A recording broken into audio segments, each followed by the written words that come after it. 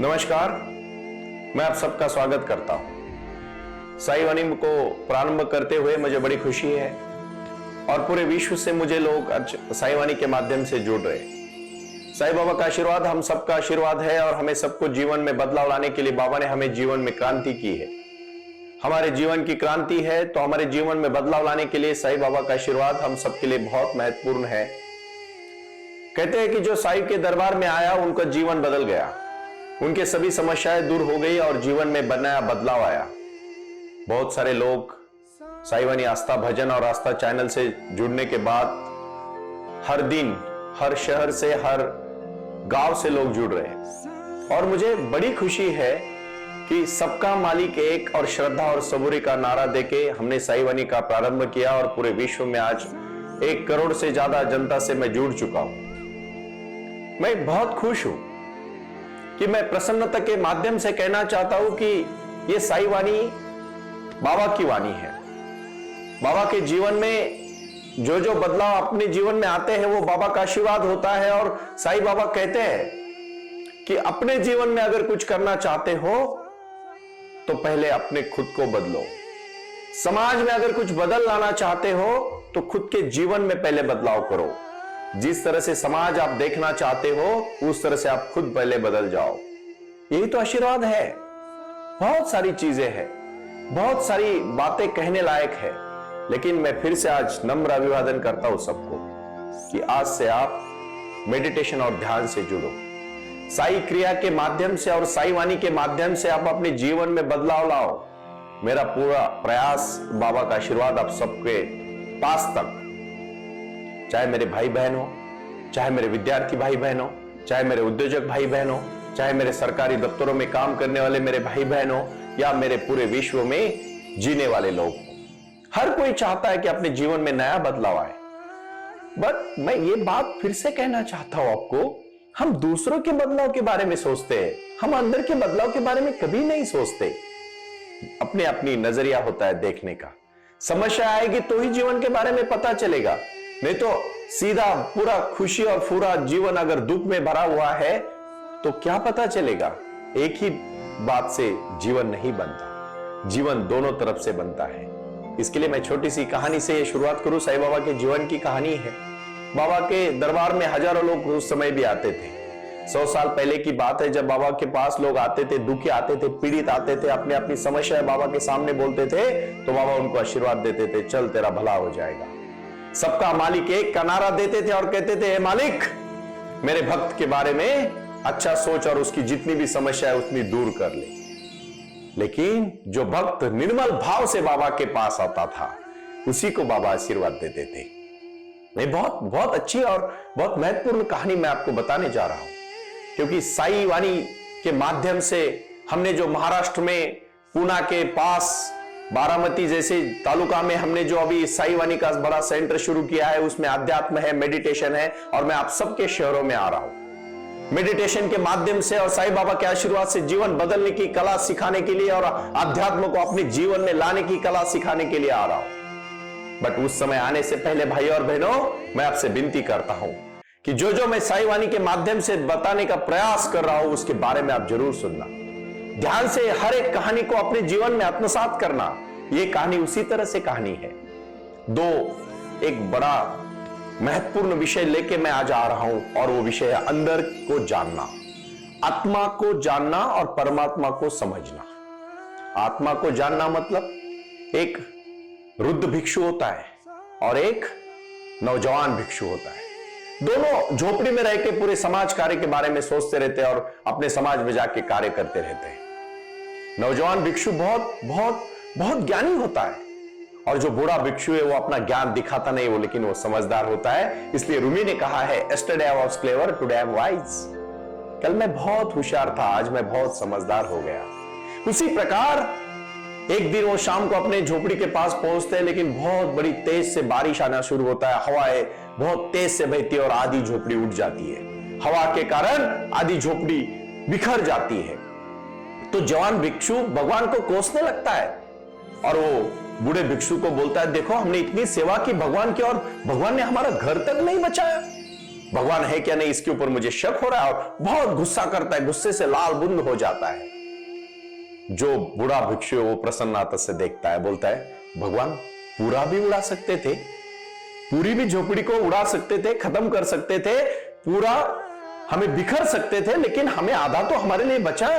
और प्रसन्नता के साथ अंदर झोपड़ी में जाके अपना जो खाना बिना पका के सो जाता है, बड़ी प्रसन्नता से, एकदम प्रसन्न चेहरे से सो जाता है आधे झोपड़े में। और बाहर से देखता है कि अभी अभी बारिश रुकी है और चांद तारे बाहर निकल आए हैं और बहुत प्रसन्न दिख रहा है, और आराम से शांति से सो जाता है। जो दूसरा भिक्षु है रात भर सोता नहीं है, रात भर कोसता रहता है एक दूसरे को। जीवन का भी यही है, हमें जब खुशी मिलती है तो हम भगवान की याद भी नहीं आती, और दुख में बोलते हैं कि भगवान ने मेरे ही नसीब में क्यों दिया। अरे भाई, जब तुझे खुशी दी थी तब तुझे भगवान की याद आई क्या? जरा सोचो ना थोड़ा सा। फिर दूसरे दिन सुबह फिर से वो नौजवान भिक्षु फिर से भगवान को कोसने लगता है, दूसरों को कोसने लगता है, और अपना चिड़चिड़ा स्वभाव और चिड़चिड़ा कर लेता है। लेकिन जो वृद्ध भिक्षु है वो सुबह अपना कागज और पेन लेके लिखने लगता है कि भगवान मैं तेरा लाख लाख शुक्रगुजार हूं कि आपने मेरे आधे झोपड़े को तोड़ा, और उसके बाद मुझे आपका भी सौंदर्य दिखा। पूरे पूरे आकाश मंडल में कितने अच्छे चांद तारे आ रहे हैं, ये तो मैं कभी देख ही नहीं पाता था रात को, क्योंकि मैं झोपड़े में सोता था। अगर मुझे ये पता होता तो मैं आपके हवाओं को भी तकलीफ नहीं देता, मैं खुद मेरा आधा झोपड़ा तोड़ देता। इतनी प्रसन्नता और इतना पॉजिटिव एटीट्यूड देखोगे तो हर दिन हर समय आप प्रसन्नता के साथ जियोगे। क्या है जिंदगी में? साईं बाबा का आशीर्वाद क्या है?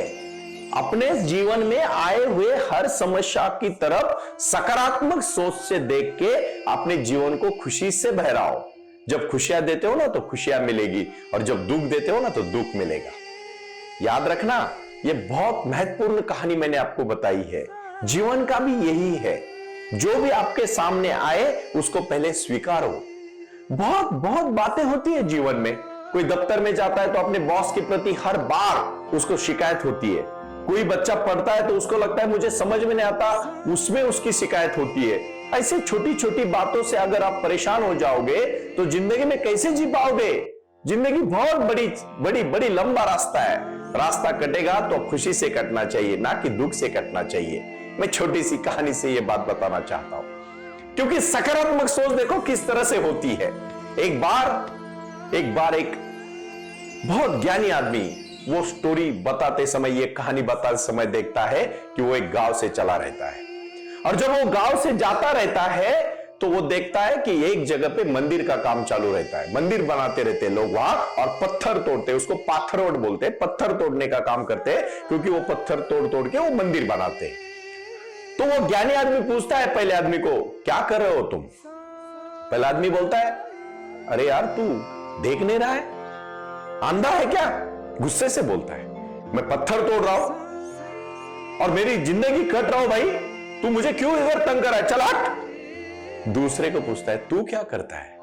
दूसरा बोलता है, भाई मैं पत्थर तोड़ रहा हूं और मेरी फैमिली, मेरा परिवार को रोजी रोटी खिला रहा हूं, मेरे बच्चे पढ़ रहे हैं और मैं जिंदगी जी रहा हूं। शांति से बोलता है, बट खुश नहीं होता है। तीसरे को बोलते हैं, बेटा तू क्या करता है? तीसरा बोलता है, अरे मैं तो मंदिर बना रहा हूं। प्रसन्नता के साथ बोलता है कि पत्थर तीनों ही तोड़ रहे थे, तीनों ही मंदिर बना रहे थे, लेकिन पहले का अप्रोच क्या था, पहले का दृष्टिकोण क्या था कि मैं मेरा जिंदगी मतलब काट रहा हूं। दूसरों का क्या था, दूसरे का कि मैं मेरे परिवार को रोजी रोटी खिला रहा हूं, इसीलिए मैं मेहनत कर रहा हूं। और तीसरे का क्या था कि मैं मंदिर बना रहा हूं। हमारे जीवन में यही है, यही है हमारा जीवन। कोई बोलता है कि नहीं यार आया दिन निकल रहा है, दूसरा बोलता है चल कुछ नहीं, जीना है तो जीना है, तीसरा बोलता है नहीं मुझे कहीं पहुंचना है, मेरा कुछ लक्ष्य है। इसीलिए तो इस जन्म में इस धरती पे कोई आया, कोई भगवान कृष्ण बना, कोई महावीर बना, कोई बुद्ध बना, कोई राम बना, कोई बड़ा बड़ा इंसान बना, कोई महात्मा गांधी बना, कोई लोकमान्य तिलक बना, कोई अंबेडकर बना, लेकिन कोई कुछ भी नहीं बना। क्यों? क्योंकि हमारे लक्ष्य नहीं है। बाबा आशीर्वाद उसी को देते हैं जिसका कर्म अच्छा हो, और इसलिए मैं कहना चाहता हूं कि जुड़ो, लेकिन सकारात्मक भाव से।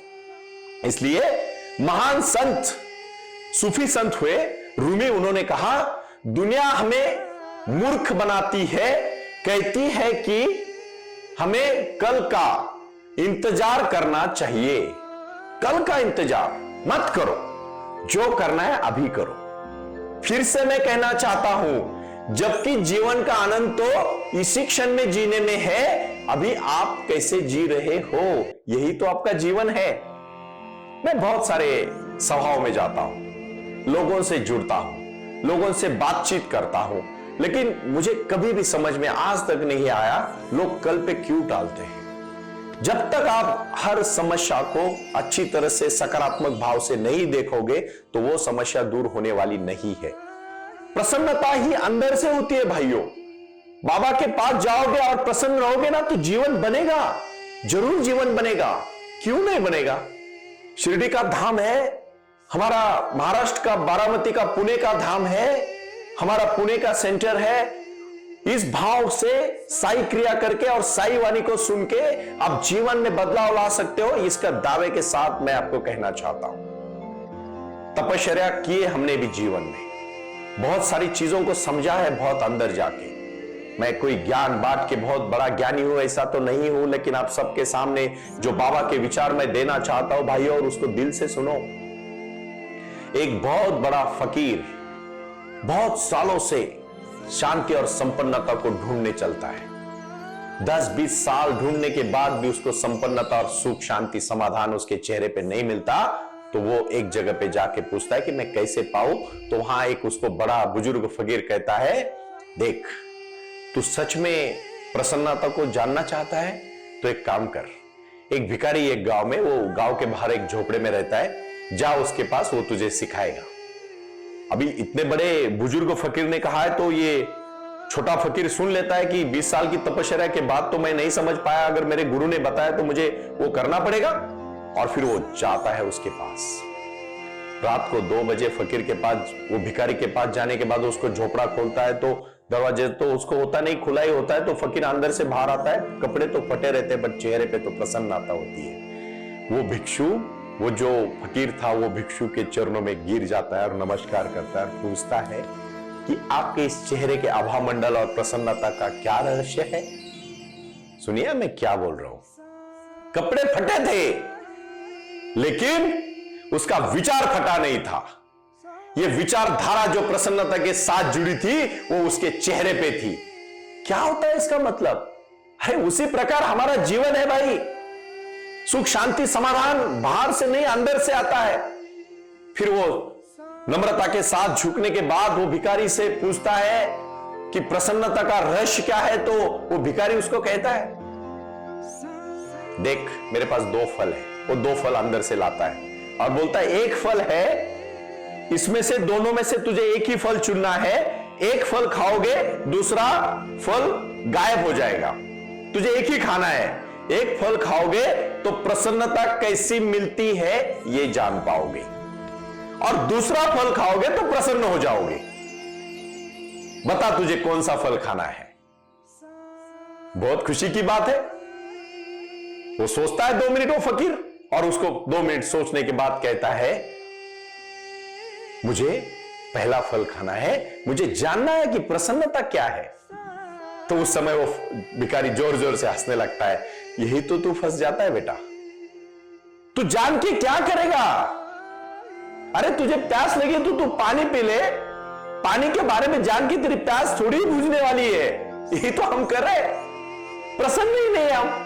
मैं आज एक बात कहना चाहता हूं, ये आप शांति से सुन लेना।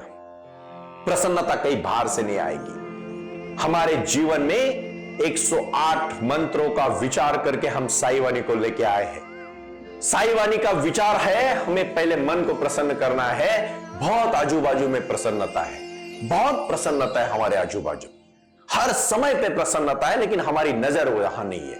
हम जो सोचोगे वही हम पाएंगे।